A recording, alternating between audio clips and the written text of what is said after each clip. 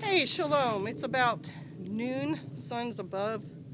Trying to get the light on my gorgeous off-grid fashion show outfit for the day. The day started out pretty cold. I think 29 last night, but it's going up to 50. So, I've got to layers so you can shed things as you get too warm. And I am starting to get a little warm. So my topic for today is, yes, I have notes because I don't remember all the time. What is the effect down the line? Let's see if I can. Man, that's a much better. Hold on a second. Let's see. Where's the? Yeah, that's better. Sulphur Mountain, very busy today. We got brother and sister taking care of the sap. On Instagram, I posted the latest picture of the syrup. This time around, don't know why, the 15 gallons of sap yielded 2 quarts of syrup, which is double what we got last time and 3 times the expected amount. So we're pretty happy about that. Pastor Joe is working on the pasture. Thought that was kind of a cute little, the way the words work together. He's getting another area of the property cleared out, an area we haven't used in a while. We have found 3 trees back there that I planted. One of them, at least, is a crepe myrtle, a tree bush.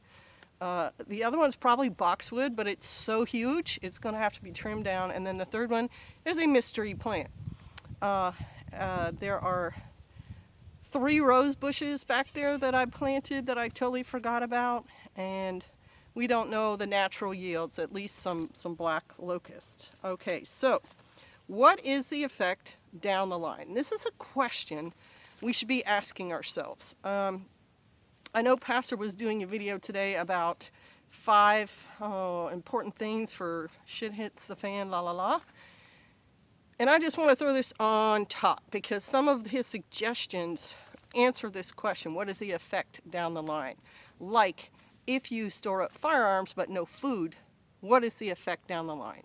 You're basically not giving yourself any choice but to wind up stealing food from somebody else, generally speaking. Okay, so I had a couple of examples for things that people do that affect them down the line that maybe they didn't think about. And the first one was going to a bar and drinking, because it's a social activity, sure, but whenever you drink, your resistance is lowered, your decision making is lowered. It's a sedative, it's a depressant, and so your decision making is hampered. And I think it was on one of the firearms channels that Pastor regularly watches, this guy wound up in jail because of a bar fight.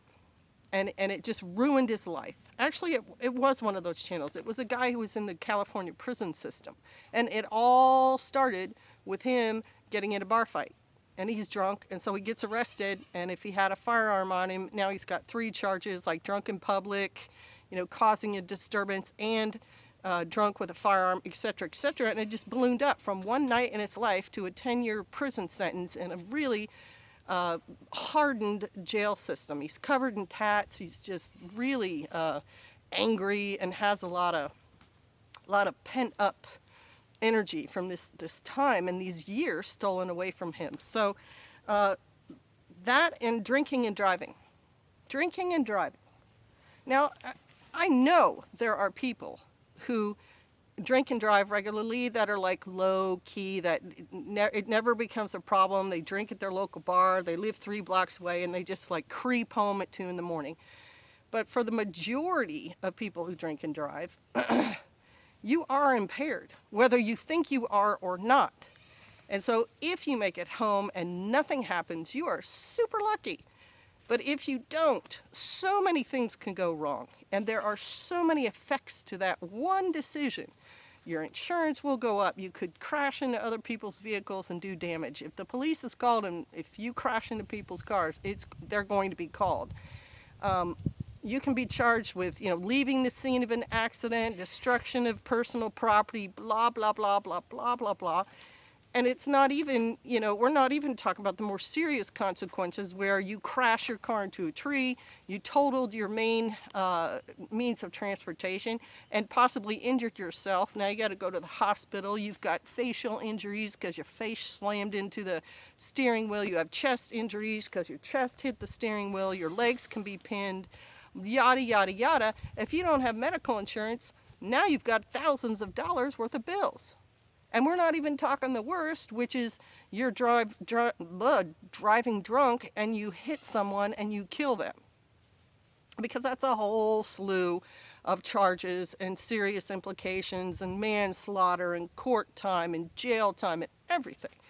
So you got to ask yourself, before you make decisions, what is the effect down the line? And try to make decisions when you're not impaired. Okay? That's just a couple of examples. Then I had, and it was a personal experience. I was a young person. I had not had my license that long, and I was driving on one of the roads in the area where I was. It's a twisty, windy country road, one of my favorite kinds. And I saw a motorcyclist. Starting to get hot. Saw a motorcyclist coming the other way, and in my rearview mirror, I saw him take this curve, and he didn't make it, and he crashed. So I turned my car around, and I was the first one on this scene. I had no training whatsoever, and he's lying there, and he's drunk. I can smell that on him, and I'm talking to him. And then I looked down, and I noticed his one ankle was messed up. So when I looked at it more carefully, it looked like it had been turned at least 180, maybe 360 degrees. Like the skin on his ankle was just all twisted up and bloody, and he's not feeling it because he's drunk, but he's probably going into shock. So I called 911, told him what was going on. The people came. I won't leave until they show up, that kind of thing. But just imagine that injury for a minute. He was trying to take a curve, and he was probably going faster than the speed limit, at 50, let's just say 50 miles an hour. He doesn't make it. His one ankle probably touched the ground as he was going, and that's probably the ankle that took the 50-mile-an-hour force and twisted all the way around.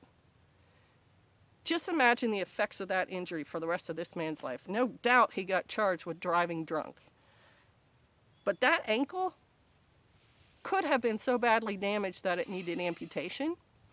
If it didn't, it certainly needed reconstruction. Ankles are not easy to reconstruct. There are painful surgeries involved. And he probably had a hard time walking for quite a while after that. For one decision, one bad decision. I'm going to have two more examples, and then I'll stop. Let's say I guess I have three. I'll cut it down. And I'll use the last, okay. So let's say you decide you want to homestead, and you're really excited about getting cows. You don't have a lot of money, so you put up a temporary fence. And as everyone knows, if you watched our videos, Pastor Joe's videos, or, now I can't remember the homestead name. Temporary is permanent. So you put up a non-permanent fence for your cattle. What's the effect over time? The effect over time is your cows are going to get out. And your cows getting out creates a problem. It creates a problem for you and for your neighbors. Because if they're on your neighbor's property, they could be doing damage over there, and you're liable for that. If your cows wander into the road and somebody hits them, you're liable for that, and you lose your livestock. And you could get these calls at 2 and 3 in the morning where the sheriff knocks on your door and says, do you have black Angus with these tag numbers on them? Well, they're all over the neighborhood. You have to get up and go get them all. So kind of the flip side of what is the effect down the line is do it right the first time, and you don't have to worry about these things. So here I'm going to conclude. This is a really good question to ask yourself. What is the effect down the line? If you're eating your third huge chocolate cake, what is the effect down the line? Do you always overeat? Do you always eat sweet stuff? Because if the effect you want is to be in shape and fit and ready for these SHTF things that could be coming down the pike, then stop doing the action that get you the opposite result. If you want to be fit, you need to get up and start moving, and you need to put down the third cake and cut it to one piece of one cake and eat just that. Because the flavor's the same, whether it's just a little piece of it or 3 cakes. So that kind of ties into Pastor Joe's, you need some level of fitness to deal with this stuff. But also, doing the same action and expecting a different result is one of the definitions of a crazy person. You cannot do something temporary or shoddy or illegal or unwise and expect a wise, legal result out of it. You have to reap what you sow. So you have to sow smart. You have to sow with the eyes of what is going to come down the line from what I'm sowing. So let's pretend you sow somebody Jesus. You are able to witness to somebody about salvation, resurrection, a peaceful life, a blessed life that is a reward while you're on earth now for following Yeshua and his Father, God, Yahweh. What is the effect of that down the line?